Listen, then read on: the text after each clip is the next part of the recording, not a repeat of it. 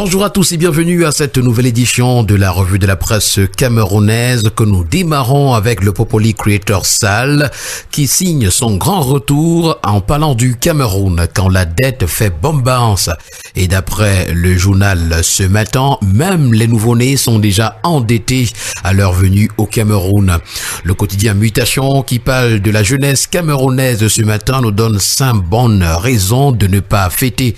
Dégradation du système éducatif, chômage massif, vie chère, dépravation croissante des mœurs, confinement à des postes politico-administratifs périphériques. Voilà donc autant de raisons à retrouver ce matin aux pages 6 et 7 du journal. Et d'après le quotidien Le Citoyen, on est entre espoir et colère dans cette fête de la jeunesse. Le 11 février, on fête la jeunesse, mais que célèbre-t-on vraiment? Voilà une interrogation. Chômage, alcool, promesses brisées. Pour s'en sortir, beaucoup doivent entrer dans les réseaux malsains. Il est temps d'oser, de bousculer les anciens et de créer son propre avenir, nous renseigne le journal à sa page 5. Et avec le quotidien L'Info à chaud, on prend un message à la jeunesse camerounaise. Le message est du ministre Momo qui recommande le respect scrupuleux des lois. Entre-temps, le président de la République va s'adresser dans un message aux jeunes ce soir. C'est d'ailleurs l'information rendue par Cameroun Tribune. Ce sera aussi le premier rendez-vous du genre de ce nouveau septennat, nous renseigne ce matin à la page 2 Cameroun Tribune.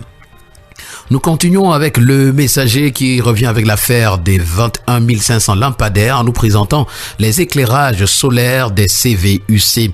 Face aux polémiques sur le projet, Augustin Tamba, président national des communes et villes unies du Cameroun CVUC, livre une mise au point détaillée sur la genèse, les enjeux économiques, climatiques et sociaux d'un programme appelé à transformer durablement les territoires communaux. La Nouvelle Expression, pour sa part ce matin, qui parle de comment sauver le Cameroun, revient avec ce que Bombo Dioya avait proposé.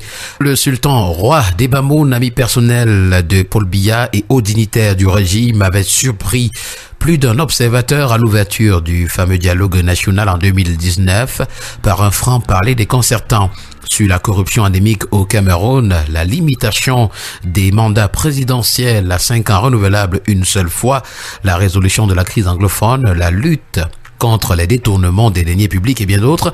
Malheureusement, ces fléaux ne s'étaient jamais bien portés qu'aujourd'hui. C'est une information à retrouver ce matin en parcourant les pages 8 et 9 de la Nouvelle Expression. Le quotidien Vert Émergence, pour sa part, a choisi de donner ce matin la parole à Léon Taylor Onana. Je n'ai pas peur de rentrer au Cameroun, pouvons-nous lire. L'homme politique qui a remis en cause la légitimité et la légalité de Paul Biya à la tête du RDPC, de retour au pays ce jour. Dans cette interview, il fait part des risques sécuritaires et judiciaires pris dans le cadre de son retour au bercail. Avec l'anecdote, le bi-hebdomadaire, on parle de l'appui aux médias, promotion de l'image du Cameroun, lutte contre la désinformation comme un engagement ferme. C'est René Emmanuel Sadi, ministre de la Communication, porte-parole du gouvernement, qui a indiqué les priorités du département ministériel dont il a la charge. C'était au cours de la cérémonie de présentation des vœux de Nouvel An en présence des patrons de presse et des organisations professionnelles. Le quotidien régional d'information du Nord Cameroun, L'Œil du Sahel de Guy Baïgatama, pour sa part ce matin, nous conduit dans la localité de Darak, où on a recensé près de 2000 déplacés suite à des attaques de Boko Haram. Pour le bi-hebdomadaire Le Point, c'est le grand bazar s'agissant du remaniement ministériel, du service public ainsi que de l'administration. Entre rumeurs, panique, peur et psychose d'un remaniement qui tarde à venir, le climat politique au Cameroun reste marqué par l'incertitude. Au milieu de la guerre des clans, le destin du 237 s'enlise, prêt à basculer. Dans l'attente de ce décret présidentiel, certains ministres jouent leur survie ou tentent de neutraliser un éventuel concurrent. Avec le premier quotidien économique de la zone CEMAC, l'économie, on parle de finances publiques ce matin. Les retards de paiement fragilisent la trésorerie des entreprises selon les journaux. Ils sont consécutifs aux tensions de liquidité, ce qui affecte entre autres le tissu productif. Econews, le quotidien, pour sa part, parle de recouvrement des créances et nous fait savoir que le trésor public attend toujours 14 milliards de francs CFA de la SRC. Et nous avons Innovation qui en parle. plutôt en termes de détournement de plus de 14 milliards de francs CFA à la SRC en 4 ans. Le quotidien d'information républicaine, ça c'est le drapeau ce matin, parle d'eau et assainissement. C'est Yaoundé qui abrite le congrès de l'AAEA. En santé, avec le quotidien Info Plus Santé, on parle de la mort d'un médecin par césarienne au CHU de Yaoundé. C'est l'ordre des médecins qui ouvre une enquête.